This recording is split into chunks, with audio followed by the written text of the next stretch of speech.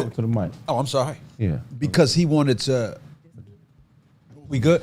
Because he wanted to learn. A lot of athletes train martial arts and stuff on the off season. So you trained Kobe twice? Kobe twice. How you get that gig? Man, just word of mouth. Yeah. Just word of mouth. Just coming out training other people and other athletes like you might want to get with. You talking about a young Kobe, old Kobe? Nah, it was probably after Kobe got slammed by Reggie Miller. Kobe. Oh, he came looking for some help. Dang. For real? But the thing about it was, man, he broke his right hand. Yeah. He broke his hand. Thought it was the end of the world, man. Did he? After he had to use his left for 4 months, he said it was the best thing that ever happened to him. Indeed. He said it was the best thing that ever happened to him. So you got Kobe in the midst. It made I ain't gonna say that, man. I'm not gonna take all the credit. I'm just trying to give you how important, even Kobe, how he didn't really use his left hand. How did you know what to charge Kobe? Because when you know the nigga got it, you gotta up that price. Look here, yeah. I don't even think Venmo and Cash App was out yet. I mean, it's $12,000 an hour, nigga. I know you got it. And they hate being taken advantage of. They be like, how much you charge? So you trained Kobe, so it can't. So that were you nervous about training Kobe? I'm not nervous about really. Have you met Michael? I mean, man, I've met Michael, Allen Iverson, all of these cats, man. The most famous. Nervous? It's a respect factor. No, not really. A little bit? Not really. Not really, because I think when they're coming to train, are like on trainer like, I'm serious. What surprised you That's the about truth. what surprised you about Kobe's ability to fight? Anything surprised you? Well, see, the thing is, man, he had that mentality for everything he did. So he just was intense. Just wanting to learn and wanting to learn it and wanting to learn it all. What time was the session? Because I feel like Kobe would be at 3 in the morning. Well, it's early, probably 5 or 6 a.m. So he got there at 5 on the Well, dot? Shaq used to say, Shaq said Kobe wasn't the most, and this was from Shaq. Shaq said Kobe wasn't the most gifted player. He was man. he was the hardest working. Attributes. He just said he outworked everybody. Yeah. So what did you and Kobe work on when you trained them for them 2 sessions? Everything. Yeah. Everything. He understood leverage. A lot of people don't understand how leverage works. Right. That's basically having your body in alignment, bent down, ready to react. That's 80-22.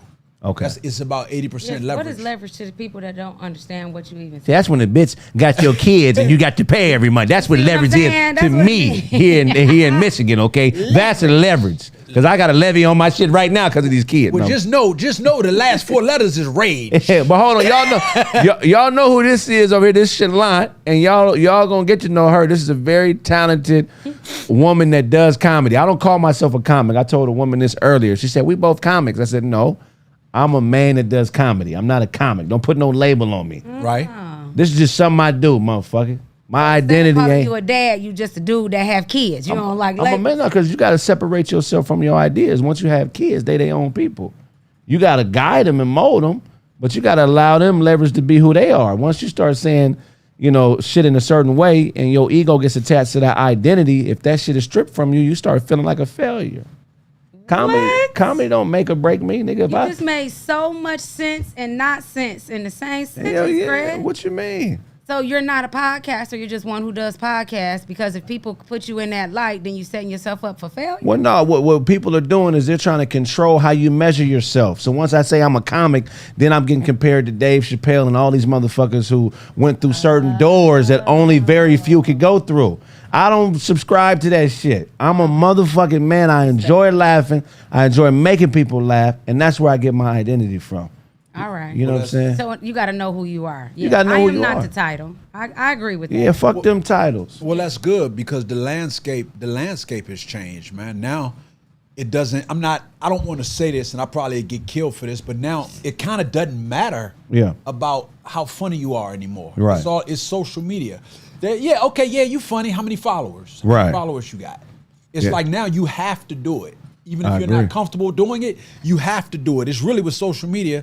A lot of managers and agents will be like, nigga, adapt or die. We don't care how funny you are. That's the only way now. They definitely want to see the following. They want to see how they can make dollar signs. But Right. you do have to be funny. Plus, to me, The world will see your corny ass if you are not funny. At some point. To me, you ain't where funny. You trying to get to. I don't give a fuck how much people laugh. To me, you really ain't funny if you can't tell people what you're going through.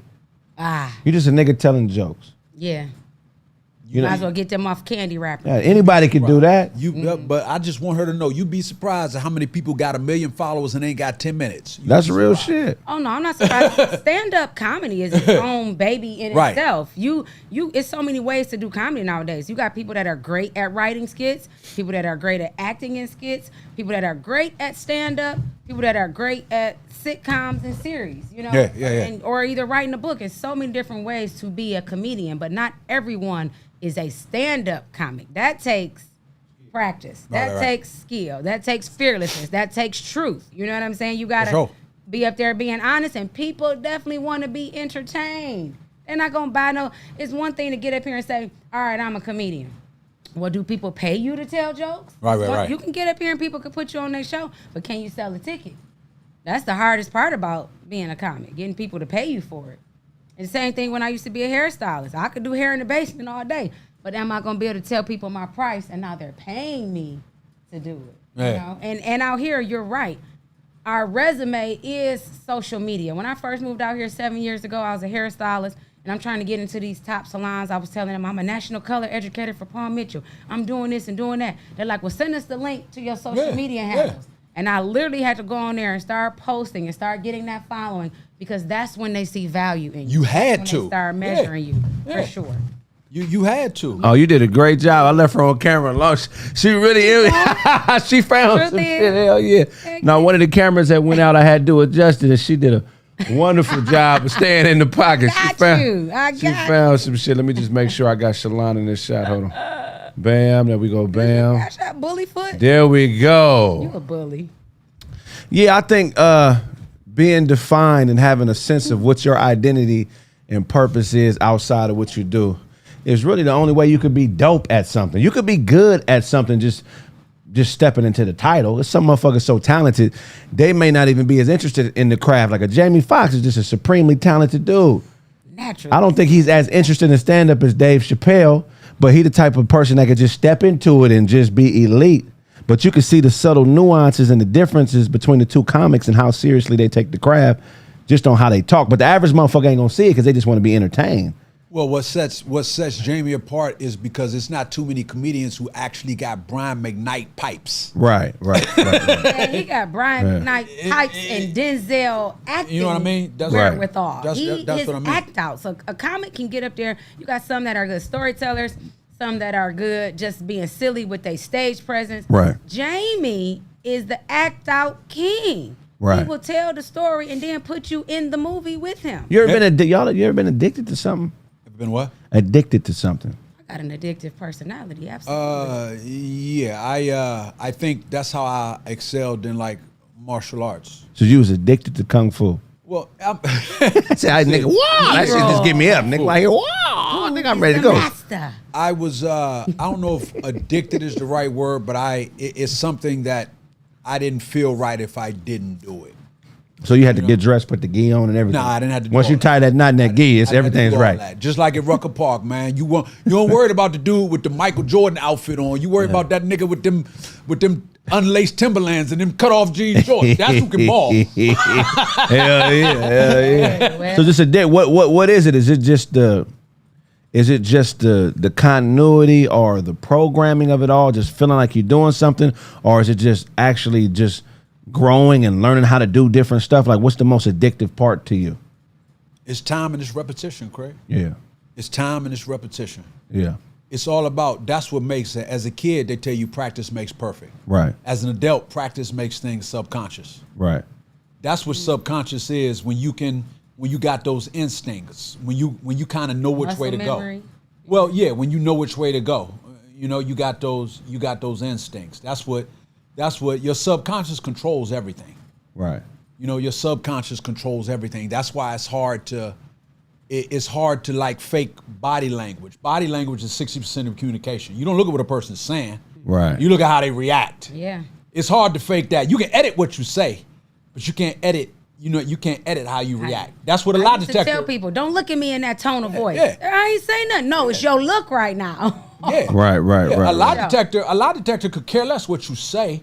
It's checking that heartbeat. It's checking that pulse. It's checking how many times your rate of blinking and all of that shit to see if you lying. You know? So do you think you'd be addicted to it if you weren't good at it? Is it just, do you think it's a coincidental thing? Like, damn, I tried it and I'm good at it. Now I'm addicted to it because I'm good at it. No,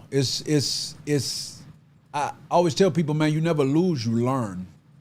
That's the way you get good, by being not good at it. Right. Nobody starts off, what's Michael Jackson? I mean, not Michael Jackson, I'm sorry. Michael Jordan said, I fail. That's the reason I fail so many times. That's the reason I succeed. Because it's really just not giving up, man. Just like this. I always tell people, with comedy, take about 5 years to find your voice. Right. Shit, to find your comfort level on stage. Just about 5 years just to find your voice. Right. But training with a trainer, why do it got to make you feel so weak all the damn time? Yeah. Like, it don't never get easy. You come in there thinking, okay, I can do 5 push-ups, then they up the weight, then you lifting weights make you feel weak, and missing the punches and getting hit make you feel weak. That's you ever had the a whole substance thing. addiction? You know, what? Weed, like substance, like weed, crack, coke, sugar, coffee. This fool threw crack in there, didn't he? Like coke, Confession sugar, time. crack. Coke, sugar, crack. Yeah, like, you know, Man. I think I'm addicted to sugar. I had so many things. I call it, these are the things that bossed the shit out of me. I used to play in this adult softball league. Before every game, I would have to go get me a Slurpee. And it's certain foods that just used to boss the shit out of me. Like, I couldn't drive past the store. I had to go get this. I had to go get that. And then that's when I felt like I grew up in a neighborhood with a lot of crackheads, and I got substance abuse in my family. So I saw a lot of addiction, right? And it made me feel like it's no difference between me and them. Right. Like, if you're not in control, then who is? So from that day, when I saw it like that, I was like, it's in control. How am I giving this thing this much power? Man, fuck that, cold turkey. I will cold turkey anything that I feel has control over me. It could be a person, it could be a piece of candy, it could be a vegan food. If I feel like it's out of control and I have to have it, it just made me feel so. What about behavioral addictions like internet, gaming, work, porn, school, porn, personal relationships? You ever had a behavioral addiction that you beat? A behavioral addiction in terms of, I mean, can you be a little more specific? I be like going down gambling. to the Improv every Monday because I'm enjoying roasting so much. Okay, and I feel like I can't miss a night. Gambling is a behavioral addiction. Yeah. Sometimes people are addicted to being in relationships because they get that elation, that dopamine release when they see a new person. So they always jump from relationship to relationship because they think, oh, it ain't nobody good out there, when really you just addicted to that new love feeling. Yeah. Some motherfuckers They addicted to the new spark. Some motherfuckers are addicted to being in control. So when they can't control something, they got to find something wrong with it to try to sabotage it. You know what I mean? So they're addicted to playing games. You get some motherfuckers, they addicted to sex. They buy nice clothes, nice shoes. They get dressed, you know, smell nice. Not because they really want to do it for themselves, but because they want a nut. What do you say to the addictive person? That just to sound like addictive personality to me. Like, what is it? Is that a wrong thing? That as human, we all have been addicted to something. Is it wrong? I don't think it's wrong to be addicted to something. I just think it's wrong not to acknowledge it, because now you're in denial. And a lot of times I feel like when people are in denial, they want people to be around them and agree with them. Like, this shit is cool. So all they friends and all the people they surround themselves will be people who make that thing okay to do. I hear you, and I just think the most important thing is, because it's kind of an oxymoron to addiction, but as long as you just have to have moderation with everything you. So just be addicted a little bit. There you go. Just be like this much. Be addicted this much, like and it's okay. Control me. I don't even I can't comprehend that, being addicted just a little bit. Like in that moderation, though, you don't like anything to control you. That's you putting boundaries on it. Yeah, I had to learn that though. I had to learn that stuff will have you. Like Craig said with food, man, please. It's certain stuff I used to cook. I'd be like, and a kid, ooh, Oh, food is a huge one. But I do think that it's human. I ain't judgmental about it, but I'm like, is it bad? Life is learning, man. Have you ever gotten over an addiction? That's the real victory. Do you know what that feels like to get over an addiction? Because a lot of people have forgotten what it feels like to win at stuff that's been bossing. A child, like when you become an adult, you beat the addiction of being dependent on your parents. Yeah. You go through 18 years of this motherfucker gonna feed me, this motherfucker gonna, I still call my parents. I mean, it's nothing wrong with that, but this motherfucker gonna feed me, they gonna clothe me. If I need anything, this is who I can come to. You gotta beat that. Anything you do for 18 years, you're addicted to that. And sometimes you don't even feel like you can move and do things appropriately unless you go feel that addiction of getting advice from your mother, your father, which is not a bad thing, but they wean you off in moderation because they know you're not going to be able to survive in this society if you're addicted to the help I'm giving you. Well, sometimes they literally have to put you out too. Real shit. Because you will, if they don't, you won't leave. For real, yeah. And motherfuckers will start looking at you, like, you know. My boy like that. This nigga got married and raised his kids in this room. If you 40 and still living with your parents, you are addicted to help. Yeah, yeah. You are a motherfucking roommate head. Yeah, not a crackhead. Not doing it by yourself. You a co-occupancy head. Remember Jody and baby boy? That nigga was 35 years old. Mama, you just gonna put me out? That nigga was addicted to being in a small room. That nigga, man, you don't get off small room syndrome. And Melvin was like, my nigga. The master bedroom is too much space for me. I'm gonna stay in the small room. I believe I was in a marriage for 18 years and I was addicted to taking care of people. Really? Yeah, I missed cooking. When they left, I missed cooking for them. I missed shopping for them.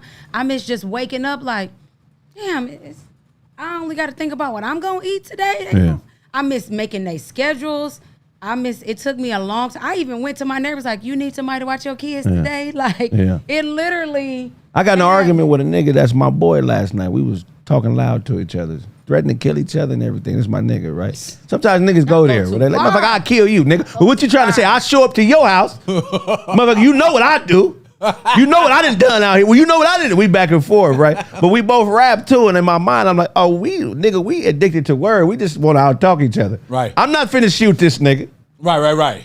And he's not finna do nothing to me. But we argue, but that's just because we're addicted to just words. I'm addicted to words. I'm a comedian. I rhyme. I act, nigga. Like, words are my motherfucking addiction. I realize that. Addicted to being heard and telling somebody about themselves. I got 12 dictionaries in my room. Do you really? I'm addicted, nigga. You a nerd, Craig. Hey man, knowledge is power. What a person need with 12 when you got a iPhone. When you got a Swahili dictionary, you at it. Oh, you looking for the etymology of the word, the origin of the word. Craig, like, I'm gonna he studied and show thyself. Nigga, I got a tattoo in Anunnaki. Nigga, you know what Anunnaki is? No, talk to us, dictionary. She said, come on, tell it to us. No, I'm addicted to words though. I was debating with my boy because, you know, we're in a business where like, it's a weird business. So two people could be doing the same exact thing and be getting something totally different from it. Like we all go to the improv every week. We bag. That's just the culture. You've been doing this longer than me. You my OG in this shit. You know what I'm saying? I don't know how long y'all been going to the improv, but I've been going there for 12, 13 years. Right.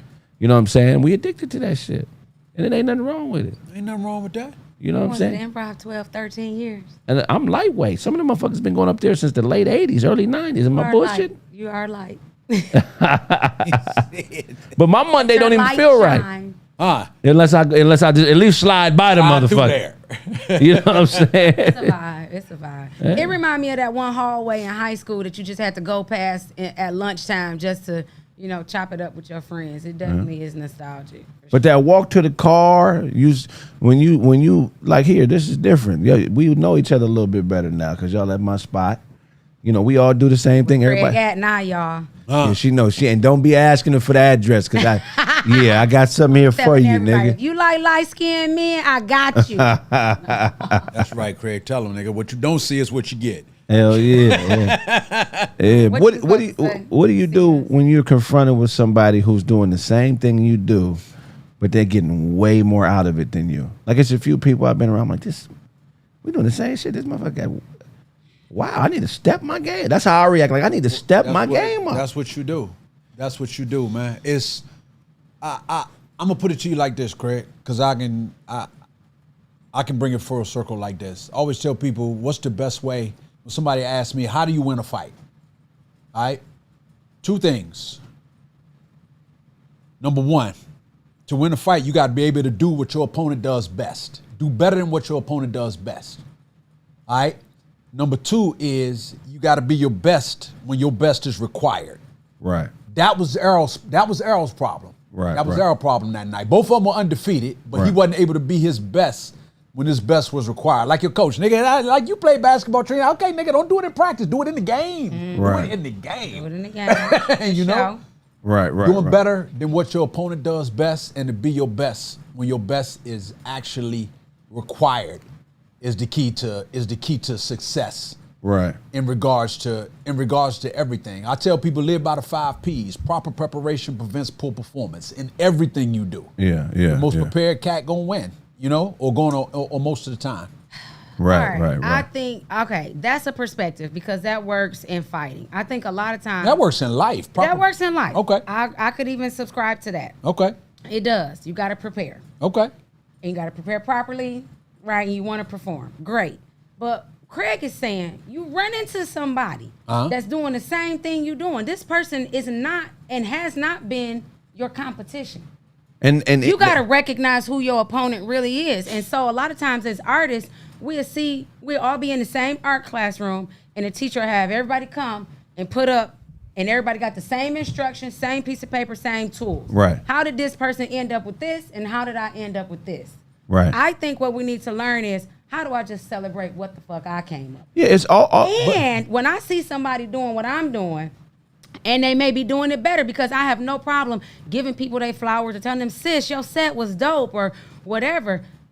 How you think about us collabing? Like, let's just get to collab so I can get to know them better. And not to be in competition, but I want some of that energy. I want what is it that I'm missing or that I didn't see? Because a lot of times the creator will put something in front of your face and the enemy will tell you you're supposed to compare and you're supposed to feel bad. And now you got to wake up earlier because you just found out that they woke up at 5 a.m. and you didn't wake up to 7 a.m. No, but the creator is saying, look at the good in it. Right. You just saw that. What can you do with it? Most people ain't gonna look at the good at it because they're addicted to the way that they do things. Yeah. So rather than see what you do and be inspired by it, they become challenged to outdo you, but they stick to what they know. Yeah. Do you get what I'm saying? You can't be. The only thing constant is change. So don't be afraid of it. Embrace it. Because as artists, we're not looking for competition. You should always just be looking for inspiration. Always look for inspiration. Is the inspiration. Everything you got privy to, being in this room with these guys, and we not on the street, and we not at a comedy club. Like, where's the inspiration? I get it, Trina, but just let me address one thing. With what we do with entertainment, I agree with everything you said. But if you're really trying to be your best, eventually, especially in comedy and entertainment, eventually your friend will become your rival. It's the nature of the beast. Mm-hmm. Eventually, the person who took you out on tour with them, if you get too funny, you will get let go. Eventually. Yeah. Or you're going to find yourself up there thinking, what I don't want to say, I don't want to step on his toes. It's just the nature of what we do.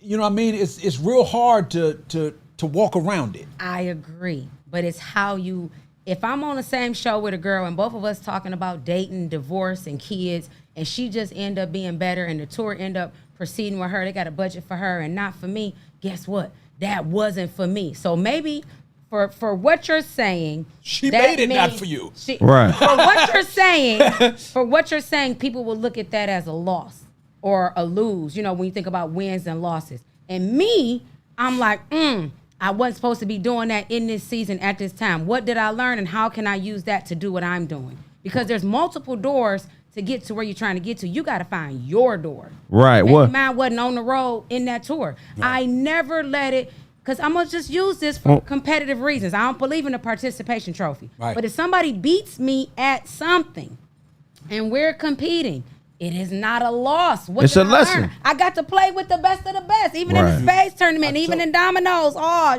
shit. I'm coming back with it the next time. You never lose. Everybody is my tool. Well, the thing that you got to... You learn. Yeah. Heck yeah. It became mistake activity for progress.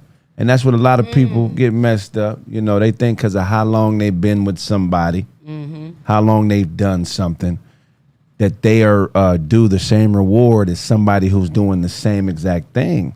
And it don't work like that. Nah. We all get a reward. We all get a reward, but you got to be realistic with your place or where you are in relation to everything else. Realistic. You got to be realistic. And if you're people who fight that do shit like this, like when they competing and they losing, they try to control the environment. They try to control the people around the person that they competing with. You know what I'm saying? Right. And that's because you ain't playing the game right. So instead of playing the game we all playing right, you try to create another game within the game. You see? Or try to create another perspective or another way to look at it. No, you lost at this today. You lost, now nigga. What can you do? Yeah. Well, the nigga's only funny because he's in a wheelchair. You ever seen a nigga on a stage do comedy that's in a wheelchair? He'd be funny than the motherfucker. And then people be like, man, because motherfucker in a wheelchair. It's cheating. Handicap comedies, immediately they're great because they're handicapped. Nah, nigga, I lost a motherfuckers. competition to a nigga in a wheelchair. I was mad as You hell. had to accept I was that, like, though. they should have told me he was entering in the beginning. I wouldn't have never entered. Now you'd have been a buster That is if you true would have as went. hell. You'd have been a buster if you'd have went and bought a wheelchair. Like he had an unfair advantage. Yeah, some niggas will go buy a wheelchair. And You know what I'm saying? don't go Just buy no do his act, wheelchair. right. Don't go buy a How wheelchair. many of these niggas out here getting money can actually stand up, Greg? Hey, I used to have a little issue because I used to think, all right, look, I'm an average looking dude, I'm a decent looking dude, right? I ain't too fat, I ain't too skinny, I ain't too ugly. But in comedy, it seems like the really skinny, the really fat, or the really unattractive get a lot of opportunities. And then niggas who are trapped in our trap, who are decent looking motherfuckers, we gotta prove ourselves. And I ain't gonna lie, that's something that I kind of really believe, but I don't allow myself to use it. Kind of really. You believe that But shit. It's look, true. but I don't use it as an excuse. But I just laugh when a motherfucker would think, you out here doing comedy, I'm out here doing comedy. You don't think I'm gonna be funny, nigga? Just because you ain't seen me or because I look a certain way, you don't think I'm a nigga? You got me fucked up. So in my head, I internalize it. But some people don't have that ability. They let that stifle them. And you got to. How did you work around it?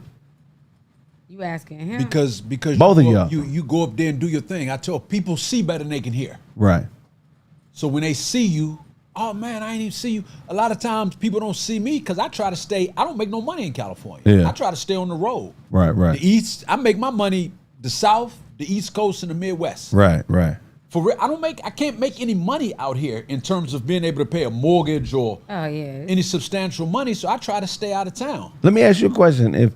If because you're one of the funniest comedians out there. I remember one of the first things I heard you tell a nigga with a, huh? I've never seen his. Oh, Chalant is fire. Good. Yeah. So I gotta go on the road. I can't see him here. One of the first. Be friends with a person and never seen them do stand up. when niggas was wearing them, do stand up. Oh, for real? Yeah, that's my shit. When niggas when niggas started wearing them fake leather jackets, I heard him tell a nigga he got on a vegan leather jacket. Oh, nigga got that vegan leather. Faux leather. But do you have limits in your act? Like if somebody was like, look, man, all you got to do to be Dave Chappelle is after you do your set, do a 5-minute karate demonstration, and you're gonna be the greatest comic in the world. Do you have limits, or would you say, fuck it, I'm gonna add this karate demonstration to my shit? Oh nah, because the thing is, comedy, you want your jokes. Everybody might not have a reference for that. That's when your jokes are funny. Right. When you do something that the audience actually has a reference to. Right, That's right. why a lot of relationship stuff and everybody. Because when you hit, Like- don't get me wrong, even if it ain't funny, if you hit the nail on the head with somebody and they going through it, Yeah. it'll tickle them. A lot of Right. times you say it to be funny. A lot of times you say it for shock value. So would you do a backflip on stage to get a standing O? Shit, if I could backflip.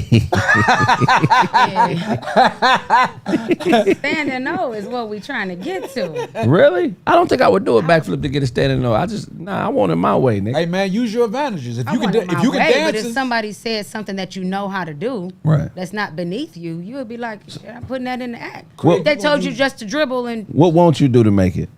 shit, fuck. That was the first thing on her list. Hell yeah, because pretty becomes a problem. Back to Right. you talking about how the way we look. I never thought that it was an issue. First, I never thought I was pretty. So me walking in the rooms and people treating me like, oh fuck, who she fucked to do this, or they only giving her that opportunity because she look a certain way. Now I found myself muting myself just so that I didn't lead out with my smile or lead out with my skin tone or whatever somebody thinks is pretty about me. You know what I'm saying? So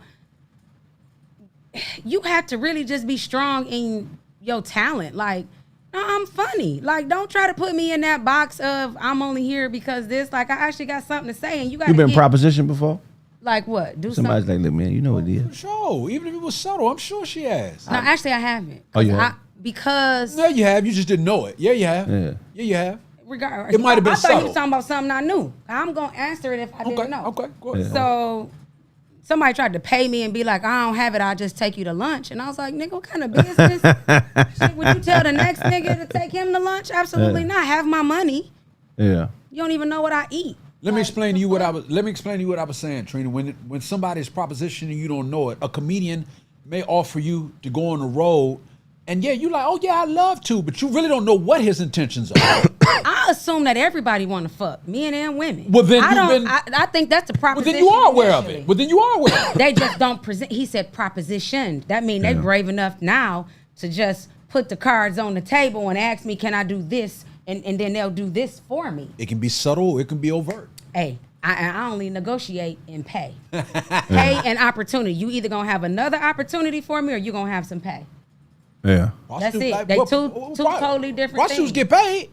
True, but I just assume everybody. I tell my kids that, like, let's just assume the worst immediately. It doesn't mean that everybody approach me want to sleep with me. Right. But if I assume that, then I get that out the way. What if a Don't nigga make me just wanted nervous to no sleep more with you? now. Like, he just wanted to lay in the bed with you. That's all. I just want to lay in the bed with you. What nigga just want to lay in the bed and he got his own bed? Like, no. I know this nigga ain't in my bed. I'm so thankful that I grew up around brothers. Like, I can read right through the bullshit. Can you? Heck yeah. Immediately. Hey, me too. Immediately. You know how many women have tried to offer me sex to open for me? What? How dare you humiliate me like that? You know who you are, lady. Dang. You offer me some pussy and you How ain't they got no say it, jokes. Craig? What they say? They just say little shit like, can I open for you? And I say, how long you been doing comedy? And they say, 5 weeks. I said, what would I had to do 2, 3. Giggling. They laugh. If the amount of work you put in don't match the opportunity you asking for, what else could somebody be expecting from you if you ain't ready and you asking for an opportunity you ain't ready for? Ain't ready for it. It's got to be something extra you bringing on the table. You know what I'm saying? Moving, if Yeah. it's not your time to move, you can get booed, and not everybody view you as not funny. Right. They don't understand that. Most definitely. Well, it's a numbers. That's part and parcel. It's a numbers game. Every time you get up there in front of that mic, you take that chance. How did you deal with being funnier than people you've opened for? Like, have you ever lost the opportunity because you was too funny? You ever had to tone it down and find yourself having to, like, man, I got to dial back because this motherfucker gonna get rid of me. I'm gonna be honest with you, Craig. I'm not gonna mention any names, but it's happened. But it's an eventual thing. Let me tell you the first thing that happens. First of all, you come out there and you opening for them. They like do 20, right? Right. After a couple shows, nigga do 10. Hey, but Craig, I'm gonna pay you the same amount of money. Yeah. This is how it happens, Tree. I'm gonna pay you the same amount of money, but I just need you to do 10, right? Nigga, I'm gonna pay you the same amount of money, just do 7. Your time starts getting, that's the first thing. Until it's like, I'm gonna pay you the same amount. But Just you don't get the show same up. amount of money, Trina, but your time is just starting to get shorter and shorter. Then Craig, hey man, could you not talk about Michael Jackson? Then it'll start being subjects. I'm Right. telling you, the They matriculation definitely do projects. that. Oh, for sure. Right. This is the process on before you get fired, nigga. This is the process. Hey, nigga, you gonna talk about eyelashes? I talk about eyelashes. And it's so crazy because people want to go. I want to go on the road with certain people, and then you look at the people that they do pick, and you may be funnier than them. So then you're like, oh, they picked them because they're not as funny. Well, what do you do when you are funny? Like, that sucks. It's like you want the opportunity. Yeah. Then if they give you the job, you be like, damn, I'm the one that's not funny. They pick me because I'm not Right. as funny. And the worst it's thing- such trickery. The worst thing is trying to do your set and thinking about what you can't talk about. Right. Yeah, that's It wild. fucks with your timing. Right, you know? right. Yeah, that's real shit. You up there thinking about what you can't talk about. Yeah. Man. When did you start comedy, Chalant? Oh man. Shit. What? 90. Probably 99, 2000 In your Oh, hometown. okay. first. What took you from the dojo to the joke Joe? Honestly, man, probably, We need a bell for Craig. probably Eddie Murphy. I think probably Eddie Murphy. You was training them? No. He was the dude coming to America that was training with him in the beginning. No. He's my best Craig. friend. Him and Johnny Gill. And Arsenio. Hey, that's a powerful nigga. I ain't gonna say no Johnny Gill. I wasn't around when that shit was going on. I don't know. Not Craig say he wasn't around. He was there. Remember Simi? So what if I did? You remember your first joke you did on stage and got a laugh? I have no idea, man. No? No? I have no idea. I a did long time. do a comedy competition with I did do a comedy competition back in DC with Dave Chappelle though. Okay. And I think I might have beat him. Is that right? Say, I think I might have. I think I might have beat him. How you Check think with you Dave. might've? I think I might have beat him. Oh, wow. Damn, for real, y'all. I think I might have beat him. That's wild. What competition was it? What was it? Miller Lite or Yeah. Bud? Is that right? Yeah, but I hear a lot of their old footage that a lot of these comics weren't funny, but everybody had to start somewhere. We all start somewhere. but Craig, but now the nigga is beat me in life in general. Yeah. What is he addicted to? We need to know so that we can have the same. So you and Dave came on stage and the crowd voted? They was like, who y'all got? This nigga or this nigga? And they was, yeah. And they went with you. Yeah, 'cause Dave went to Duke Ellington. Dave is actually from, one of the people who's actually from DC. I think he went to Duke Ellington. He went to School of the Arts too. Right. Because Tupac went to school in Baltimore. So you went to school of the martial arts. Then went to karate high. School. Because he went to school in martial arts. Well, actually, before I got good, it was partial arts. How come they don't have a karate high where niggas got to do demonstrations to graduate? It should be always impressive. It ain't no self-defense high. It should be a school dedicated to self-defense. And shit, in public school, you need it. Society would That be should a be lot an more option. respectful if, nigga, I know this motherfucker got hands. Mm-hmm. You know, you ain't, you know what I mean? Fight, man, go ahead. Ass whoopings is necessary, man. Yeah, I agree. So you went to school of martial arts? No, I went to regular public school, but I studied martial arts because it helped me to stay out of trouble. Right. It just gave me discipline. That's what a lot of people lack. All this shit is discipline, man. Right. Diet, anything you do, everything Trina's talking about, it comes down to discipline. Yeah. You know, being monogamous comes down to discipline. Right. Not for those of y'all who don't know, that means not fucking other bitches. It's just subsequently Yeah.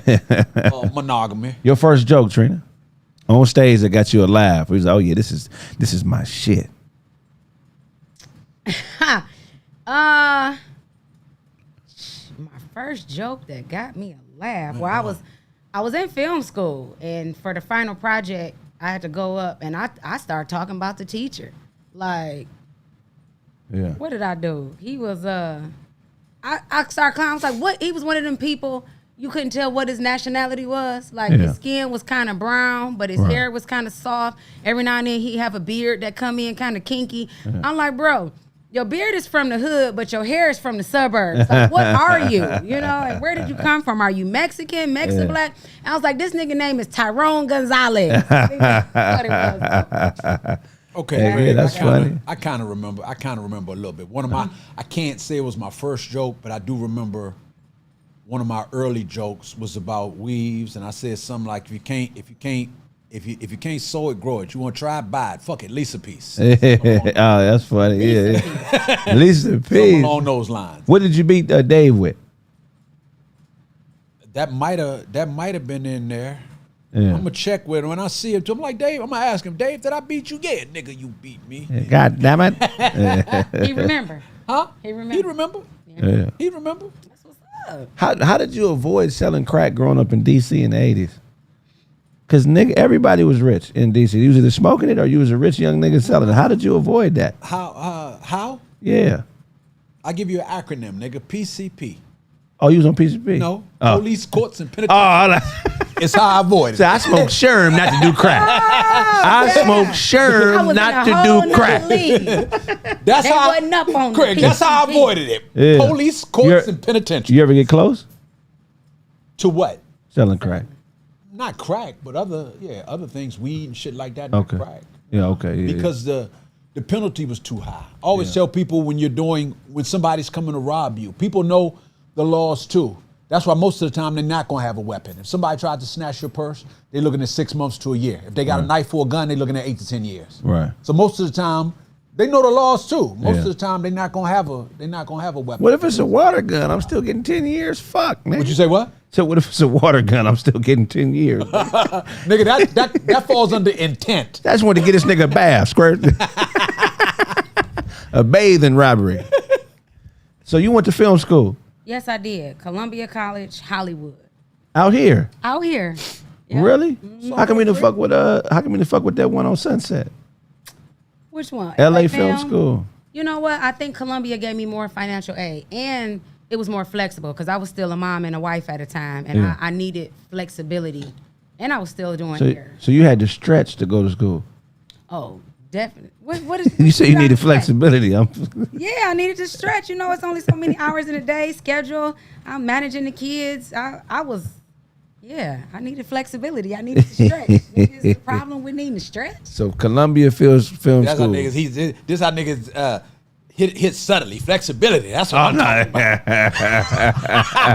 Flexibility. And I would never be ashamed of being flexible. That's a skill set. That's what I'm talking about. I embrace every skill set that I have. That nigga crazy. I don't take it personal or sexual or whatever. It wasn't sexual. I listened. I didn't think it was. Yeah, I just listened to words. So you went to Columbia Film School. How long were you in film school? I still am in film school. Oh, really? Technically. No, the thing is, I was in film school for 5 years, and then the pandemic kind of jacked everything up. Somebody said they finna go outside and play hacky sack after that, me and you, because what? Because we look like kids the way we dress. You got your hat to the back. I got my. Ain't just been. That's funny. Hacky sack is funny. Go ahead, my bad. Y'all old school gonna have to tell me how to play the game. You ain't never heard of hacky sack? Never heard of hacky sack. So remember when we was young, they had them little bean bags and people would kick them with their feet. Okay, little bean bags, kick them with their feet. Oh, so that's hacky sack. Just kicking a bean bag? Yeah, but it's a small bag. It's a small little bean bag. You just throw it in the air and it's like soccer, but with a bean bag. And people just keep it in the air with their feet. You know Just what I mean? for the record, it's a little more popular in Ireland. Yeah. Oh, light skinned nigga shit. I get it. Okay. No, I'm just playing. But what you need the hats for? So that was part of the game. You had to have a hat on. No, they saying we dress like kids. Dressed like kids. We look like the door is open. Come in. Had to break it through to me. Yeah. Okay. Yeah. So we about to play hacky sack. So you're in film school. Yeah. Like when you go to film school, for those who are watching, because there's a lot of people that watch the show. It's probably some people thinking, I want to go to film school. I want to study film. I want to be a filmer. They don't even know it's called cinematographer. Filmer. I want to be a filmer. I want to film things. How do you pick your major? What's the difference between going to a film school as opposed to a regular college? Like, how do you find direction in the school? How do you? Yeah. So you still, the school will tell you about their program. And most of them, in order for it to be an accredited 4-year college to where you end with a Bachelor of Fine Arts in cinema is what it is. And then you'll have your emphasis. Either your emphasis is in directing, acting, writing, cinematography, animation now. They got all kind of different programs. And you choose your emphasis in your last 2 years. But initially, you got your general studies. I still had to do math, still had to do biology, anatomy, everything that is regular 4-year college. But what they do is, after that subject, then you get to apply it to film. Right. So as we're researching all these animals and we going to mines out here mining for crystals, then he's like, well, how would you film this? Or how could you use this? What kind of lens would you use to be out here in the daylight? Right. How does it feel to be on National Geographic? Could you be the commentary? That's one of the things I always wanted to do, is have the nature videos and have a black woman's voice on the back of it. Like, what are we looking at here or whatever? But film school is one of the best things I could have ever done. If you was still so much, they want you to get the story straight. So you do a lot of history research. Let me ask you a question. Sure. Okay, Trey. If you was married, right? Mm-hmm. In order to graduate, you had to let your husband cheat on you. Would you graduate? That's the wrong question for me. I wanted my husband to cheat on me. I was so tired of meeting the supply and demands of my vaginal office hours. Really? I'm like, bro, we need to get you a side chick. I did too much today. If we could just pay somebody to come fuck you. So I. And you was okay with that? That'd be dope today. Today I'm just in your bed. So you let him bring a chick home? No, not in my bed. I mean, well, how you? I mean, it ain't solid unless you keep us both safe and healthy. And yeah, I'm just tired, bro. If that's how you feel. But see, I'm also one of the wives. I never went like. Married people be going forever without sex. I don't know how they do it. I ain't never went more than 2 weeks. And so how different was y'all's? How different was y'all's sex drive? Like in frequency, he would want it how many times in comparison to you? He had a much higher sex drive than I did. So if it was my mind was on other things. When you have each kid that you have takes up a part of your heart and a part of your brain and a part of your time. So most men don't be wanting their wives to have kids because they don't want to share their wife. So you got to share me.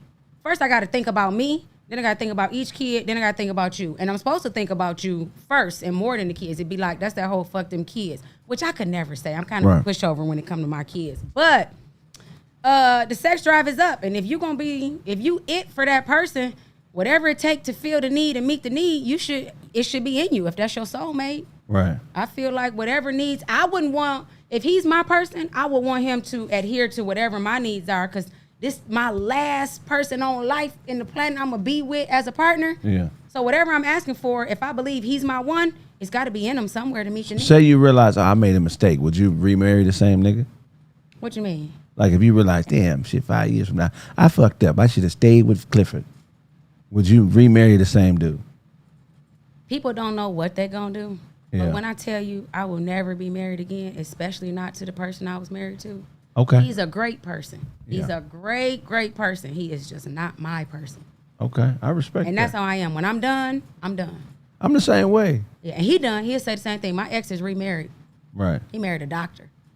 Oh, yeah. He like, how you pull that out, nigga? Hell yeah, nigga, we need her. Good shit, nigga. Yeah. You know what kind of doctor she is? Yeah. Because she could be a love doctor. That's not a real She's doctor. an emergency room doctor. Oh. Really? Is she black?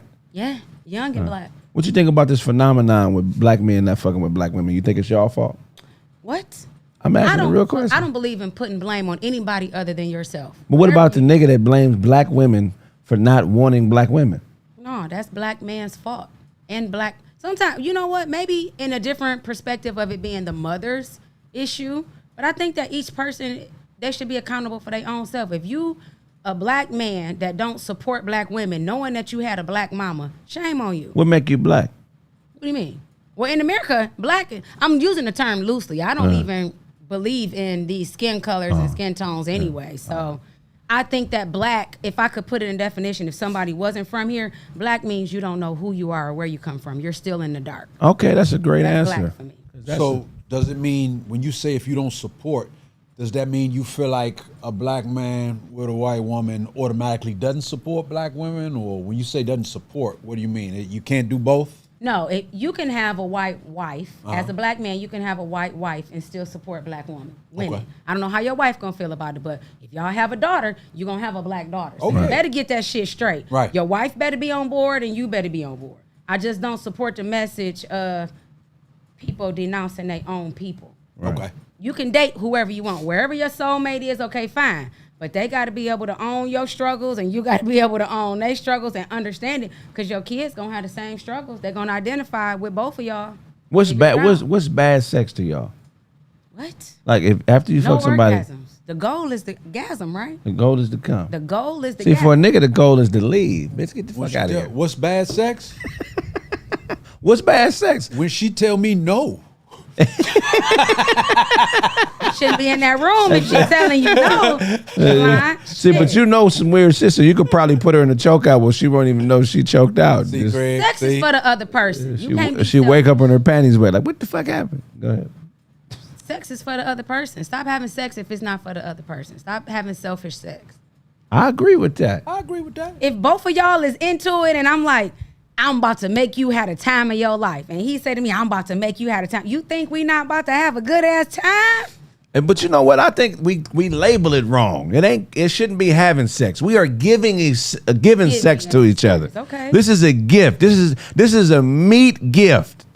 This is an inner body gift you're giving me. Not the meat. You're giving me like if we looked at it, if you looked at it as an inner body gift or outer body gift, I just feel like we would appreciate it more. You know what I'm saying? We'd appreciate it more if y'all knew y'all had more than meat. Right, because it's more than meat. Meat. There's more to sex than the meat, than the penis. Yes, it is. Yeah. I agree with you. Hell yeah, for real. Some men think that women are just supposed to fall in love with their penis. And it's like, you know how many penises I passed to get to your penis? What's a great age for somebody to start having sex? Like the perfect age. Like, now's the time to start fucking. Everybody uniformly should start fucking at this age. Man, I'm just going to say, fuck, liquor store. I'm going to say 21. 21 is a great age to start fucking. Trina, store. What is a great age to start if I have to pick an age. giving sex to people? If I have to pick an age.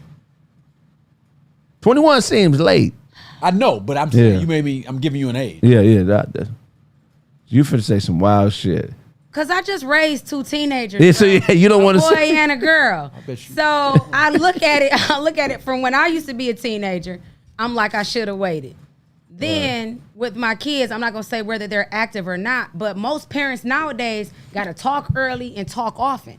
And the more we can have these experiences, the more we can talk about it. Because once you start fucking, your emotions can be out of whack. Out of especially whack. as a kid trying to find out who they are. Yeah. You know what I'm saying? But We don't want our kids to start fucking I don't when we believe started people should fucking. get That's the married answer. as virgins. I don't think people should get married as virgins. I think you should have some experience about you. Or one of y'all gonna not be satisfied. But so okay, let me give an answer. Yeah, because you said I should have waited, so they want to know. She don't want to say. She At don't. your college graduation, once you've graduated college, you should start. Is that when you started? That is not. Not. That is. You are not fair, nigga. Excuse my not about language. being fair. I'm being honest. The truth is, sex can cloud your mind and your judgment, and once you start, you cannot stop. You don't need them type of distractions when you focused on degrees in school. So you should probably start after you graduate. I think that women should have to be the surrogate mother of another family's child before they can start having sex. I think that a woman should have to give birth before she has sex. Wait a minute. You said, wait a minute. Ain't nothing ever been in the cooch, but you want me to deliver out of the cooch before That's how a woman can learn to be a part of something bigger than herself. That's how Mary did it. Yeah. That's how Mary did it. Mary was the first surrogate without the surgery. That's how Mary did it. 18 years old. They should have. Joseph was the first baby daddy. Huh? That's what y'all saying, because that wasn't his kid. Right. The Holy Ghost fucked Mary.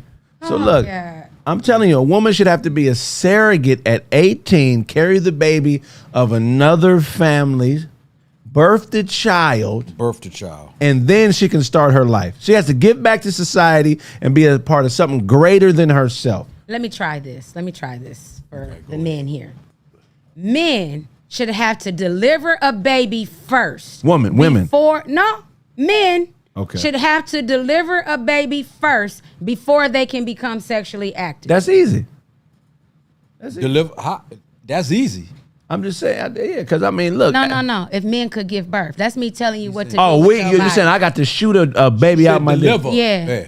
You should have to carry a baby in your womb, let your stomach grow, let you gain 60 pounds to where you can't even jump, okay? Because you done picked up all this weight. Your mind isn't there. You should have all these cravings. You don't feel attractive as a man. You should do that first before you put your dick in anything. You shouldn't even be labeled a woman unless you've had a baby. You should just be a person. Procreate, bitch. Prove to me that you're a woman. Now we just gonna call them cis women. I ain't never. Because a lot. Like, Craig, all I'm saying. Me fight you on television. I've been trained with the line. I really. See, men, we have to learn to be a part of something bigger than ourselves because. And where do y'all learn that? We learn it in the streets. Other men will discipline you if you're an out-of-pocket man. Like, I can't walk around without the baby. I can't walk around and be frivolous because it's dangerous to my life. Women can't be frivolous as well, but I have to be more grounded in reality as a man because I have to be a provider. I have to find means in order to provide. I have to be able to hold my own. That's not necessarily a requirement of a woman. Women are capable and they do it all the time, but that's not a requirement to be labeled a good woman. To be labeled a good man, you got to feed yourself and be capable of taking care of others. Is that a problem? You say it like it's a problem. It's not a problem, but what I'm saying is, so since we have to be a part of something bigger than ourselves, I feel like it would be better for women to be a part of something bigger than themselves before they start having sex. Because good sex can make you Why selfish. do you think we're not a part of something bigger than ourselves? Because you think you deserve to come every time you fuck. You don't deserve to come unless we make it happen for you. You do know we know how to make our own self. I do, but I'm saying coming as a result of penetration from a man is the result of being in line with that man, having discipline and realizing my body if you don't know what to do with it. Of course I deserve to climax. There are no submissive women that don't come. All women who submit to a man's will are orgasming on a regular basis. So we don't have a problem submitting. But the problem comes in play when you submit to a man that don't know how to make you climax. Well, why would you submitting to a man that don't make you come as a reflection of your ability to choose? It ain't his fault. You choosing based. It's her fault. You choosing, and I'm not saying you. A woman that's not coming is because she's choosing niggas that do what she say. My point is, you're not gonna tell me what to do with my body in order to be able to appreciate something bigger than me. Most women are unselfish naturally. I agree. You're a mother, so unselfish is all over you. Yeah. But you know in these streets, it ain't like that. How come it's not? Because you got women out here calling themselves bad bitches and thinking they know what makes a good nigga and dating women that dress like niggas and thinking that that's a nigga and not even working and holding their own but think they got the right to have all this Gucci and Prada on, and they suffering from materialism and group thought and consumerism, and they think that the more they consume and the more of a man's money they spend, the badder of a bitch they are. You got all these chicks out here that's putting a black eye on womanhood, and good women like you ain't stepping up to the plate and being like, sit down, bitch. That ain't what being a woman is about. Y'all cheering them on and buying their albums. So this big bitch Lizzo is now she going to Germany and she forcing her female employees to eat bananas out of prostitutes' pussy holes because she can't handle having the power of a man because she's a provider. So now she views people under her as being subject to her because she's never been taught how to handle power. She just thinks that she's a bad bitch, and that means motherfuckers got to do what they say, what she says. So what I'm saying is, we let Craig get it out. A whole lot of shit is going on that's out of order. Like me, I'm a man, right? Look. Manhood, part of our rites of passage is being able to hold your own. So in certain cultures, nigga, 12 years old, go out there in the wilderness. Come back in 3 days, nigga. Yeah. So who are the men that are funding these women that like this materialistic thing, these street women, as you so bitch niggas. Bitches. These men are flying these women out, and these are things that, come on, Craig, this happens. Just because it's not your thing, don't knock it. Don't knock the female's I'm not knocking the hustle. Or the man's hustle. He want to be a trick, fine. She want to be a hoe. I'm not saying she a hoe. Ain't nothing wrong with being a trick. The way she hustling, fine. Ain't nothing wrong with being a trick. Everybody ain't traditional. But look, everybody ain't. It ain't nothing wrong with being a trick, but there is a problem with being tricked. And then saying I'm the fool. No, nigga, you're the one tricked. If I'm tricking, tricked, you want it to be tricked. You seen the sign. If I'm tricking, all that meaning is I understand the situation at hand. I understand what type of woman this is. I ain't gonna try to change her. She ain't gonna try to change me. Here go a couple dollars so we don't have to change. Here go a couple dollars. I'm just paying you to be the same. If I'm tricking on the bitch, I'm paying to be the same. I'm just saying, I'm paying you so you could be yourself, and I'm paying you so I could be myself. What? That's what tricking is. It's paying for what they call homostasis. It's paying. So somebody go get one of his dictionaries. It's paying for a utopian. So my ideals are right and your ideals are right. I'm validating that you a bad bitch and you validating that I'm a boss nigga. But both of those titles are fake. They not real titles. You know who the boss nigga is? If the boss is Chalant, that's a boss nigga. Mm-hmm. What makes him a boss nigga? Because he do what he want when he want. He get up, he do what he want when he want. He's a respectful man. Mm-hmm. He's a dangerous motherfucker. All right. I done seen a nigga do shit to niggas that's killers. And where they're like, oh yeah, I can't fuck with this nigga. Are you single? But he don't abuse his power. This nigga whoop damn near anybody. He don't abuse his power. That's a man. A man is a man that understands his power and he uses it for good. That's a man. Chalant, are you single? Let me answer this. If you don't mind answering. Trina, Are you single? I'm gonna answer you, swear. Okay. Trina, I'm so married, and the last thing I want to do is, hook up with a single chick and break her back, get her sprung. Okay. Get her in some side chick You said entanglement I'm so shit. married. Yeah. Did you say I'm so married? Yeah. Okay. But the last thing I want to do, I told you, is hook up with somebody and break their That nigga back. married his sensei's feel daughter. that men are incomplete if they're not married? No, I don't. You feel there's a level of completion since you are married? A level of completion? Yeah. It depends, because marriage isn't the end all be all. All marriages aren't. I mean, you can relate to that. You were married for 18 years. What made it end? What eventually made it end after 18 years? I always tell people, it ain't the straw that broke the camel's back. It's the weight of all the straws that eventually breaks the camel's back. So you endured it for 18 years. So what made it eventually end? I didn't necessarily endure it. I enjoyed it. I enjoyed being married. Okay. Well, you didn't. But it was, all it takes for a good marriage is 2 givers and 2 forgivers. Once That's either a of you- great. That's a bar Yeah, right there. once either of you quit on either one of those things, it's a wrap. Why is forgiveness so hard? It's motherfuckers that I probably should have been forgave, but I'd be like, nigga, I still load my gun and think about this motherfucker. You should, man. You know why? Because forgiveness, let me tell you something, Greg, about forgiving. Acid destroys the vessel in which it is contained, unless you made of plastic. Right. So you hold that venom in you when you don't forgive somebody.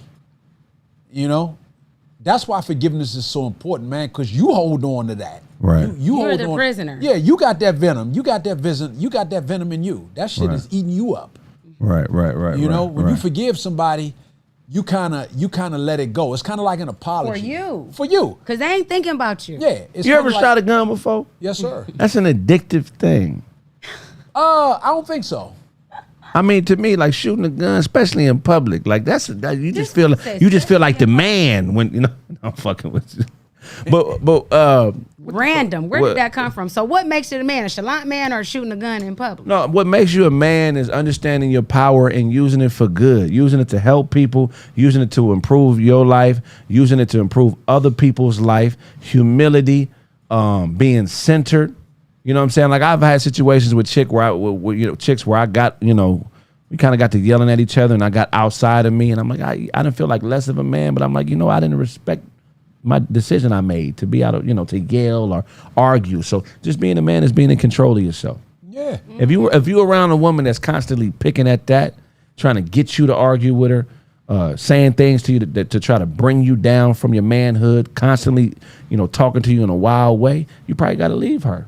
And you got to be with somebody that's comfortable with you being centered, and being upright and making just decisions. Well, see, that's because the more, I told you, just like when you referred, the more dangerous you become, the less you want to altercate, the less you want to fight, man. Right. The more dangerous real killers out here, you see a bunch of cats, real killers don't say nothing. Real killers is quiet. You from Detroit, real motherfuckers, Craig, they Real don't. killers are quiet. Are quiet. It's true. In Detroit. They don't say nothing because they know what level it's going to go to. But they have nothing to prove. If you're Right. a real killer, you have nothing to prove. It's no Yeah. sense in you arguing. If you done with a nigga, you can just be done with it. Just like them Shaolin monks, Craig. They be Right. sitting down there meditating and shit. You don't want them to stand up, player. No. But Craig, No. Craig and Chalant, here's what I'm saying though. He ended that on the whole Lizzo thing and What? the women, the bad bitches making it bad for the world out here.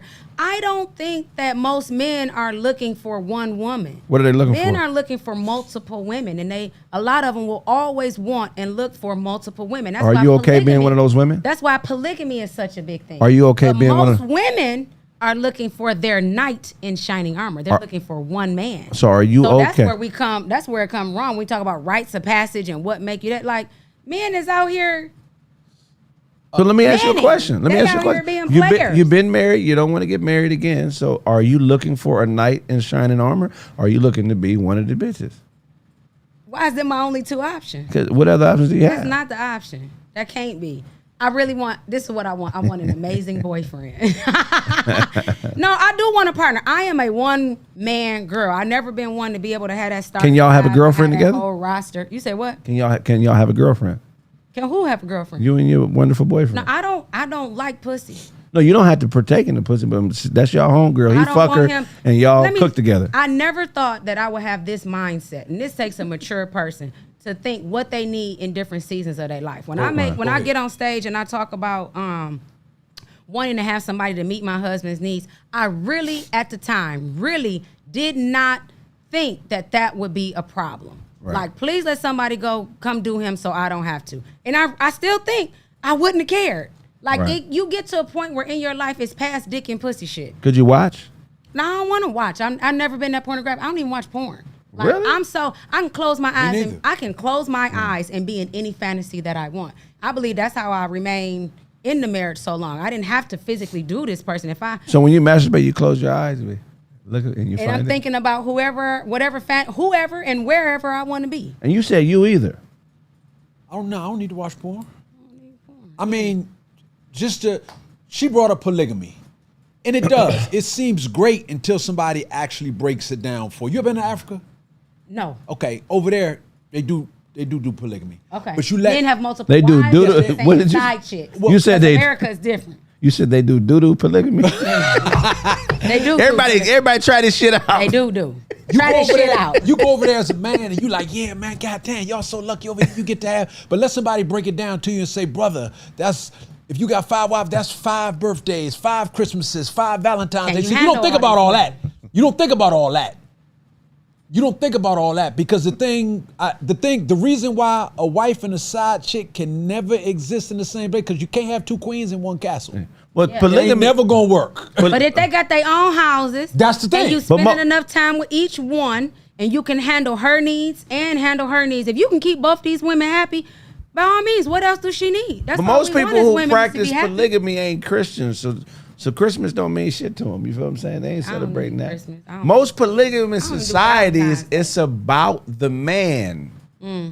Meaning it's about the women servicing the needs of the man, and it's not sexual. You know what I'm saying? It's family needs, making sure these kids taken care of, this garden is tended to, this food is cooked. That's still 5 families, though, Craig. That's still you got to provide for all 5 families. So what if you got multiple women? But what if some of the women work though? They can't afford multiple women. Let me tell you something. Time wise or money wise. Correct. It's a more balanced and productive life if one man has, say, 5 wives, and they all have part-time jobs, than it is for one person to work full-time and slave to provide for 5 people. It's about sharing the responsibilities of surviving in life. If everybody takes a little percentage of 100% of the pie, we'll all be happier. If I only got to work 15 hours a week, you got to work 15, then we good.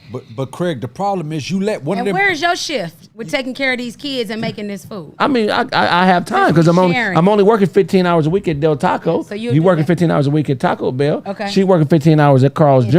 Yeah. She working 15 hours at Little Caesars. Okay. She working 15 hours at Coney Island. We all making $1,500 every 2 weeks. But that don't add up. But what I'm saying, but times 4, 1,500 every 2 weeks times 4 is how much? 30, 60. No, 1,500 times, yeah, 66. So that's 12,000, 13,200 a month between 4 people. You get a house in Detroit for 150 to 200. That mortgage is gonna be. How many bathrooms with these 5 women? Get a 4-bedroom, 4-bathroom in Detroit or in the Michigan area for 220. Who gets to park in the driveway? Okay, we got a full garage. Cars. I'm the man. I park on the street. All you motherfuckers get to park in the garage. You just talking about one house. It ain't happening. But we ain't working enough to break a sweat, and we living nice. You cannot have 5 women in one house. Can you keep up with the sexual needs of 5 women? You do know our sex drive rises as we get older. Okay, so look, but when they start having kids, like you said, when you start having kids, I don't want to fuck like that. No. No. Trina, he think he once them kids hit 10, I ain't at Del Taco, on nigga. and popping every day, all day, in the bathroom, in the kitchen, in the whatever. You ain't gonna be able to handle all We this. burn ourselves out with the burden of providing. Providing should not be a burden. If you providing is a burden, you're doing the wrong thing. I'm still stuck on 5 women in one house. You can't have 2 women in one house. He can't. I'm just saying that. It's shared responsibility. You can't do it. You can't have 2 queens in one castle. But it's people doing it. It ain't gonna work. It's people doing it. What people? The Armenians? No, black people doing it. We invented this. It ain't happening, man. We invented Black this. people in America is doing it. You can't have 2. Not black people in America. Once it gets to America, it becomes over sexualized. As soon as you bring it up, people start to think it's about fucking. It ain't about fucking. It's about prime Smart, yeah. and high level survival. Nobody wants to get old and be beaten down and mentally fucked off because you've been arguing with a bitch for 30 years and your kids don't respect wants you. to get beat up in a situation. Everybody got their own house. Teamwork. I'm the biggest fan of teamwork. That's what I'm saying. That's the ultimate teamwork. Yeah, that's what I'm saying. A side chick can go everywhere but where you really live. Europe, Asia, she can go everywhere but where you really live. But where you really live. Everywhere, Tree. You want to go where you want to go. Where you want to go, nigga. Baby, you can go everywhere but where I actually live. You know? Everywhere. You go on so many trips. I've never met a woman that didn't want to be number one. That's the problem. Well, you could be number one amongst a group of bitches. Amongst a group of bitches. You could be Ain't number all one. of them gonna want to be number one? No, some women aren't built for that. We all are genetically made up differently. Some people are okay with the positions they're given, and other people want a position. So that's the art of building a family unit like that. You have to find women that fit into the mold. Normally, the number one woman is the one that dictates who is involved, who's brought into the circle. It's only one nigga that I've seen do that, and it worked a little bit. Who was that? Cat Williams. Yeah. I toured with Cat for 5 years. It's only one person I've seen do that, and it worked. And this is a little bit. It's still problematic, but the only one I see get away with it a little bit was Cat. Right. Well, why do men need more than one woman? What is not- it? What is it with y'all need? Well, see, see, that you y'all no, need no, more no, than no, one woman. see, Because you he see. straight jumped to 5. But you're using the wrong word. It ain't a need. It's a want. Why do you want? See? Why do you want more than one I'm woman? gonna tell you right now. Talk to me. You Let's don't. break that down. You don't. You think you do. Because it'll drive you crazy. You're going to die young fucking with 5. It's hard to satisfy one goddamn woman. Nah, 5. It ain't happening. I don't understand why y'all think y'all need that much. You got too much dip on your chip. It's mental health. It is impossible to keep one woman happy Why? because happiness is a personal thing. It is. So if you never have space to deal with yourself and I always got to be in your face when you're trying to find your happiness, I'm going to be the scapegoat if you can't find it. If I got 4 other bitches I could deal with while you have time to deal with yourself and figure out who you are, it just makes it a more comfortable interaction when you have space to be accountable for how you feel and you understand why you feel. But a lot of times when we're too close in proximity to man because he's the stronger vessel physically, we become the why. We become the why for everything. Why you're not happy, why you don't have money, why you don't feel a certain way. But let me tell you where it collides, Craig. The problem is when one of those women find out that somebody else is happier than they are, then it becomes a problem again. But y'all know y'all can't speak in absolute. There are a lot of marriages where the man is unhappy. And him cheating has nothing to do with his wife, who's there every day, all day. I agree. When people cheat, if that's your stipulations for your relationship, that y'all just monogamous, and one person cheats, it has nothing to do with the other person. If I cheat, it is all on me. It has nothing to do with him. But that's called maturity. Unhappy, or I wasn't fulfilled. That's called maturity. That's called maturity. I'm gonna tell you this: in any relationship in life, I don't care if it's a relationship with your mama, your daddy, your kids. Your happiness and your health are your responsibility. 100%, but that's called maturity. You get with somebody else, they just supposed to add to that. Right. What if I already stepped into this thing happy and healthy? Now you just adding to that. I agree. You bringing too much shit into these relationships thinking, if I just find this guy, if I just find this girl, if I just get one more, if it's you. When you got issues, it's you. Everywhere you go, there you are. Yeah. Yeah, that's called Most of us need to accountability. look inward more, and people think that's selfish. No, get yourself together. Chalant, you ever dated another martial artist? If a woman into the shit you into? Younger. Was that like a more because she had the same discipline and same type of lifestyle? Was it a better relationship, or do you feel like you guys had too many similarities? I'd say Craig, honestly, she was still a woman, so you still had to contend with the same. It doesn't change. Right. I mean, you may. The crazy part is I train women because it's like 60-40 because women need self-defense a little more, even though men need it. So most of the women you deal with are your clients. Well, the thing is, a lot of the women that I train, Yeah. they husband or boyfriend may box or may do what I do, but they be like, I don't want to do it with him for some reason. Right.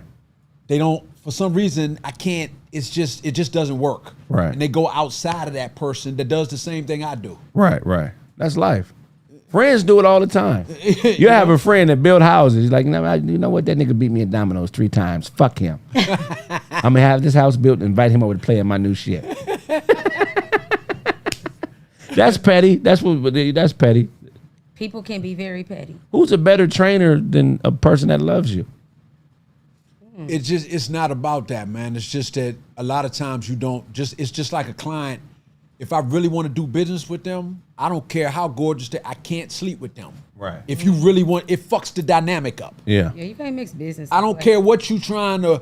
Hey, I'm telling you, I'll be able to. It changes everything, man. What about head?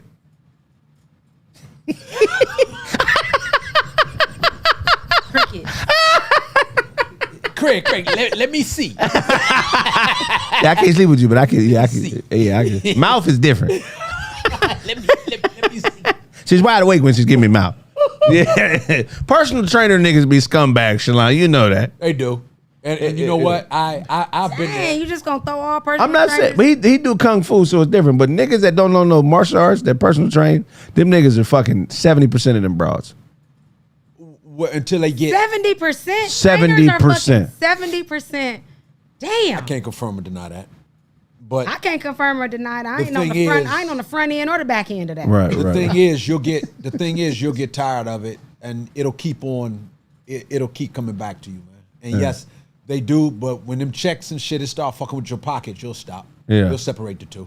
Yeah, right. If you really want to do business with a woman and keep that relationship above board, you can't have a personal. You can't fuck with her. Like, Right. if you want the relationship to work business wise, Man. because she looks at you totally differently. Right. What advice would you give an 18-year-old version of you to get to where you are quicker? 18-year-old version. Just your younger self. I thought you said virgin. Version. My bad. You're not selfish enough. That's the advice I would give to my younger self. Look inward a lot more and be more assertive and selfish. What the world calls selfish. I do believe in helping people, and it's bigger than just me. But you got to do more work on yourself so that you can stand strong. I think that's a great. Or you a fold. Yeah. What about you, Chalant? Oh man, it's you are your only limit.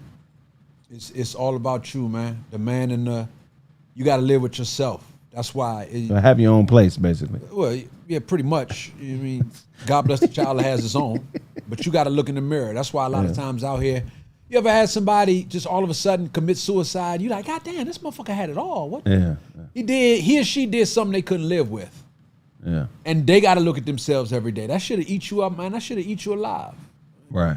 You know, that should have eat you alive. But I'm sure you've read that, but you're like, damn, they had it all. Why would they take their life? That's real shit. What about you, Craig? What advice would you give to your 18-year-old self? Me at 18, I would say life is not about what you love. It's about what loves you.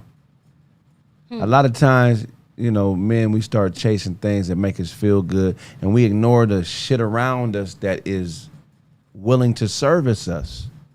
And a lot of times that's what you need. You need motherfuckers around you that recognize the great in you and are willing That's good. to help you out. And I don't mean help like give you money. It could be words of encouragement. It could be letting you speak and get things off, but just embracing things that love you.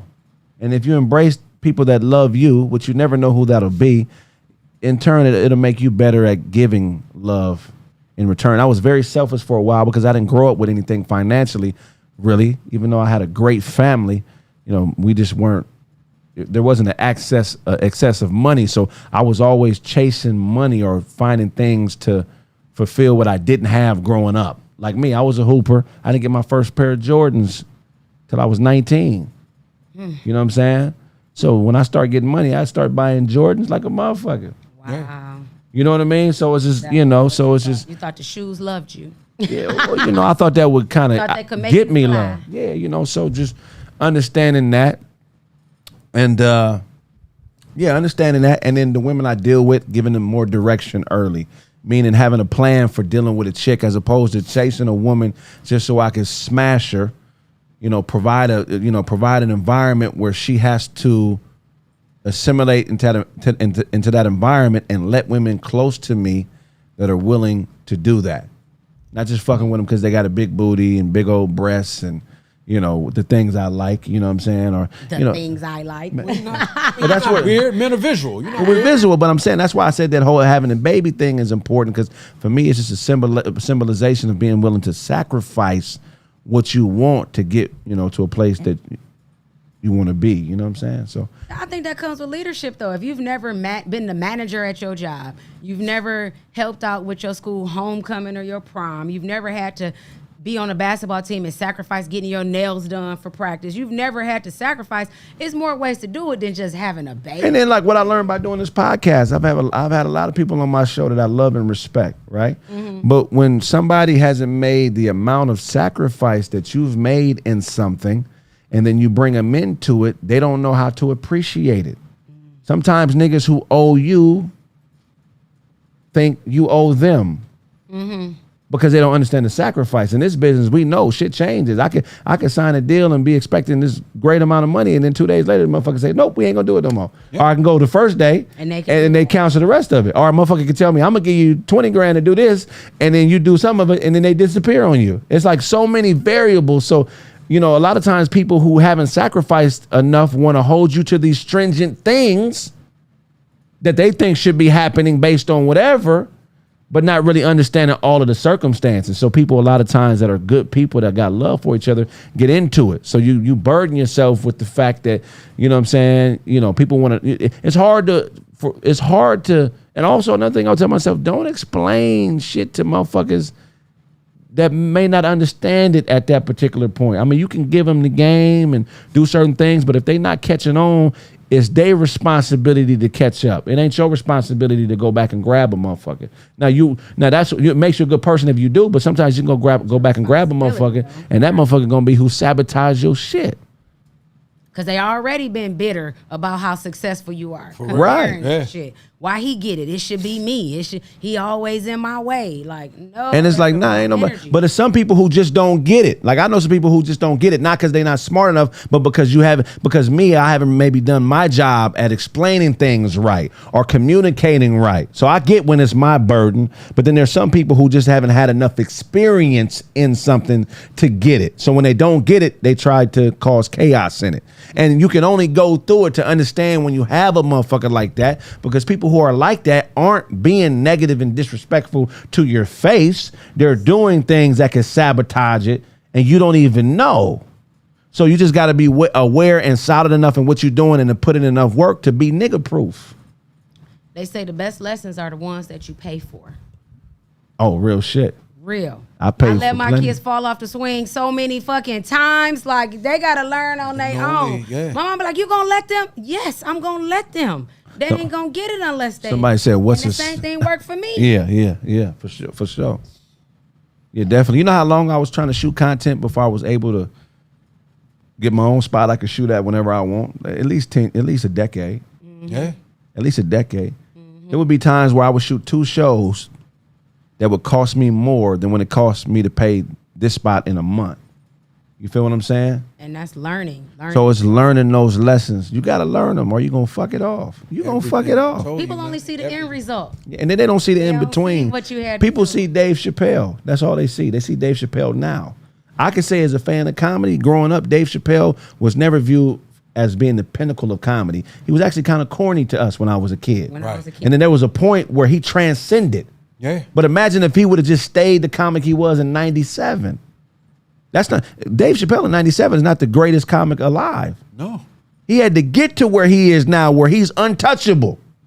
The fact that Eddie Murphy gave him a job in the movie, and he was the corny comedian. He was the corny comic and had to get up there and be Reggie, so the irritating comic. How many comics starting out would have taken that role? Yeah. You know what I'm saying? Like, he probably went to tell Eddie, man, I'm a comic. I do shit for real. Give me a different part. But look what he had to do.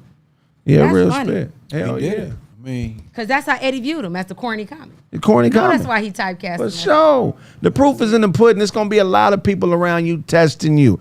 It's been niggas around me who don't really know me that well that, you know what I'm saying, that, you know, I almost stooped to a few levels. Niggas trying to get me to fight and do weird shit that I'm game for.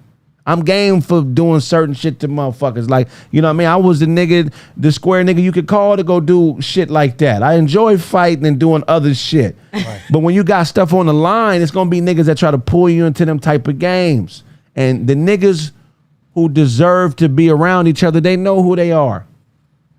A nigga like Duncan, that's a nigga, we got the same life experience. I know what type of nigga that is. He used to be on my show, probably, if not the most talented, one of the most talented niggas I've run across in this industry. Who? My boy Dunk. Shout out to Dunk. He make beats, rhyme. Right. Very talented dude. Right. We understand each other. You got your Jamie Foxxes, your David Allen Greers, your Jim Carreys. These men were on In Living Color. Damon Wayans. They had to play gay. Would you play gay? I wouldn't, because the people that like my comedy, in a skit, we would love to see you play gay. I couldn't do it. Okay, in an act out, if you was acting out the way a nigga tried to come holler at you, I tried to really spit. He got his best game together. Right. He tried to come lay it on. I'm about to turn Craig today. I'm about to approach him. What would he say? Act out. Shit, in the act out, I mean, I could do a gay act out. It ain't gonna be Let great. me see. Hey, baby. That's gay. How you doing, baby? That's as gay as it gets. That's as gay as I could get. But I ain't tying my shirt up. Put your camera on you. Put the switcher on you so we can see. Say, hey, baby. Greg said Hey, it's not going to baby. be no knot by my navel. Hell Right. no, nigga, I ain't putting my legs in the air doing none of Wearing that. no dress. No, No lipstick. no, No, I can't. I mean, I can't do it. I can't. Even in a skit. Closest thing You see them all the time. I'm sure it's an impersonation. I just can't. Closest thing I could do is eat cucumbers in a salad, and they got to be diced up. You don't eat bananas in public? I eat a acai bowl with the shit chopped up. You'll spoon it, but you ain't gonna eat no banana. I'll peel a banana and eat it, but you know I ain't gonna linger on the How do motherfucker. you just take one bite? Just a little bite at a time. I'm not gonna linger on the motherfucker. I'm not gonna let it soggy in my I mouth. can't wait to see Craig nibbling on a banana. I'm gonna get that footage for all y'all in the chat that's viewing. He almost said that follow Craig G card revoked. I do diced bananas. Y'all swear Yeah, tough. I ain't This stuff fucking is with not gender specific. It is. I ain't. man. Impersonations is a part of acting. It Will is. Smith did 6 Degrees of Separation. He did that at a young age, At a young age, he did. and people still think he's gay because of that movie. They think he's gay? A lot of people Six- think that not Will because of that role. They think he's gay for Well, what other I'm reasons. saying, but without that to a lot of people's confirming bottom line in the movie, and then Jada's open, and then they say all the other shit they didn't heard. Got a wife and 2 But to me, kids. Y'all think if you Will is definitively gay? here to me, Was if- it from Bad Boys? What that mean? You got a wife and 2 kids. What that People, mean? it was a whole era of men being on the DL. Yeah, what that? Yeah. but what I'm saying is this I'm not is saying he is, but that doesn't confirm it. this is an industry full of narcissists where people will say whatever they have to ruin your reputation if you are more successful than them. Instead of being like, man, Will outwork me, they're gonna say, well, you know him and Jada, you know what they do, right? Right. How do you know unless you gay? You don't know these people. I don't care how Right. flamboyant a gay dude is. You don't really know he's gay unless you fucked him or seen him fuck a motherfucker. That part. So you don't really. So you can't really make a factual statement about that unless you a part of that shit. Yeah, if you can confirm it, Right. I'm worried. Exactly. And the nigga ain't gonna tell you he's gay because I'm fucking him. He gonna say that nigga gay. Nigga, you just trying to ruin a motherfucker reputation because you're mad he got all that paper. The day I hear a nigga say he's gay because I'm fucking, You gotta I think respect I'm gonna him. Hit the floor. You gotta respect him. I will hit the floor though. But you think a men have motherfucker- never said he's gay because I'm fucking him. Yeah. I can't wait to the day. You gotta a respect man that will be man. that accountable. It ain't never gonna happen. We only gonna speak to the level of our insecurity. You know what I'm saying? Ooh, people need to be more truthful, man. Be honest. But anyway, before Truth we is go, funny. man, I brought a fight expert on here, man. We've been talking about this fight for years. Yeah. It finally happened. Now, when the fight happened, my guy had Errol Spence winning. He picked Errol Spence last week. No. You picked Errol Spence. No, I said, what I said was that I think that it's going to be, first of all, I thought it would be a much closer fight than it was. I thought that Errol Spence hit harder, but I thought Terrence had the best set of tools. Right. And I said if it went to distance, I thought Errol needed a knockout to win. Okay. And if it went to distance, I felt like Terrence was going to win. But I do want to say, man, I'm not making any excuses. I gave Errol Spence a lot more credit. I thought he was going to make it a much closer fight than he did because, man, it didn't even look like he belonged in there with Terrence. And they both 28-0. And I love Errol Spence. I'm an Errol Spence fan. Yeah. But I did think the fight would be a lot closer than it was. In terms of a rematch, shout out to Lil Jon. Rematch for what? Errol Spence is a dog. What do you think about the rumors of them saying he had some type of neurological damage from the car accident? I was watching something Roy Jones said. He said he was sitting next to a doctor as they was watching the fight, and they was like, "Why his blood looks weird? The way he's bleeding is different. Like the color of his blood is almost like somebody that, you know what I'm saying, is suffering some type of neurological damage." Do you think that that's possible? I do think that there are effects. Yeah, I do think that there are effects from that accident, man, to where his body has suffered some type of trauma. And not only that, you know, Errol Spence walks around at between probably 175 and 180, which means he has to lose in excess of, after 20 pounds, it ain't losing weight, it's cutting weight. Errol got to lose damn near 30 pounds to get down to 147. Right. So that in itself can have an effect on you, Craig. That's a lot of weight to lose. Right. And I'm talking about in terms of you being weak and, you know, kind of lethargic. I Right. mean, he just didn't look, no excuses. Terrence was the better man. Right. But Errol just didn't look right to me for that fight. Right. You know? Yep. What about the rematch? As currently constructed, I don't see him being able to beat, even if they moves up, they're talking about him moving up to 154, right? Right. Okay, because he gains weight. What that got to do with his skill set? That's not going to improve his skill set. Yeah. Just because he's heavier. Right. That's not going to improve his skill set. So I don't, I told you, man, the most telling part to me was the fact that he couldn't switch sides and fight right-handed. Right. Because Terrence came out fighting left-handed. Yeah. You know, Terrence is what they call both-handed. Ambidextrous. Well, in Jesse Jackson, yeah, ambidextrous. Yeah, Jesse Jackson would say both-handed. Right, which means he can fight, yeah, both-handed, which means he can fight on the right or the left. If you look him up, some people got him listed as right-handed, people got him listed as left-handed. I'm talking about Terrence Crawford. Yeah. But for Errol not to switch stances and fight on his right side and get that head offline, right, he either wasn't comfortable enough to do it or he couldn't do it. Yeah. You know? You think his trainers trained him that way? In order to beat him, he needed to learn this? Like, would you blame the trainers for that? Because it seemed like they should have known he would have needed to switch stances, and that would have been his strategy. You're absolutely right, Trina, but we don't know whether they told him to and he said, I don't feel comfortable doing that, or whether they didn't tell him to. They might have told him to. And he said, I'm going to just fight the way I'm used to fighting. They might have told him to. Now, if they didn't tell him to, then yeah, that's a problem. That's a problem. But for him to, because Terrence fought left-handed because Errol's left-handed, which means that jab was right there. So all Errol had to do was switch stances to put that head offline so that Terrence at least would have to extend to get that jab out there. But for him not to switch his feet and fight, go righty, is what I'm like, well, why wouldn't you switch your feet to right? So then do you think the other corner had it as their strategy? Like, he not going to switch his stance. This is how you going to beat him. I think Terrence said, we going to make him fight right-handed. I think Terrence and his strategy was, we going to force him to fight right-handed. Because the goal is to make you uncomfortable. Yeah. Yeah, that's the goal, to make you uncomfortable. Everything you practice, you ain't got no strategy for what, Right, we want to make you uncomfortable. The same with Tom Brady. You let Tom Brady be comfortable, he going to kill. Anytime Tom Brady caught an L, they was able to make Tom Brady uncomfortable. Right. What's next for Crawford? Sports is mental. What's next for Crawford? Canelo? What are his chances against Canelo, and what's the catch weight? I don't think Canelo will fight Terrence, man. Too much? Yeah, and it depends on what catch weight. But Canelo is famous for gaining weight, losing weight. Remember, he gained weight to leave one division and end up fighting Bivol and then caught that L. Well, and then towards the end of Andre Ward's career, he ran from Andre Ward. He fought everybody but Ward. What'd that tell you? Yeah, he don't. I said this online a couple of days ago. Canelo don't want to fight elite black fighters. He did it on the way up. He fought Laura, who was never at the top of anything. He fought Floyd, who was the greatest.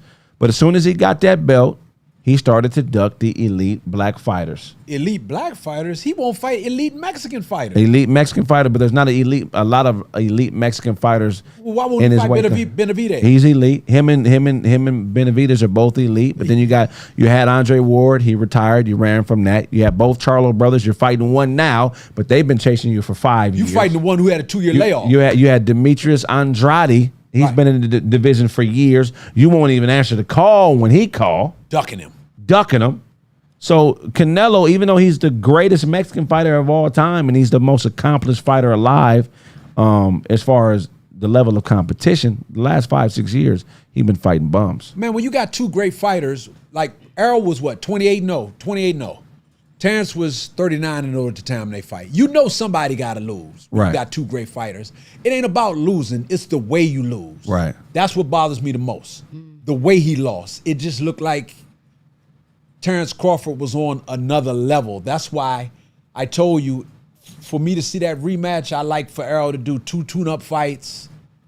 And then with Terrence, I'd be like, man, you got to show me something. Now, and plus, now Terrence got all the leverage. Right.